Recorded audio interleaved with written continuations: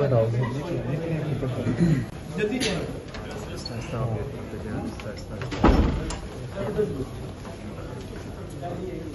भाई वो यार खान साहब हुकूमत प्राइवेट साहब मुश्किल में 1 मिनट सर, आपका 1 मिनट चाहिए। एक मिनट चाहिए। तुमने क्या है कि हुकूमत मुश्किल में है। खान साहब याद करा दो। अच्छा, फ्रेश इलेक्शन हो गए।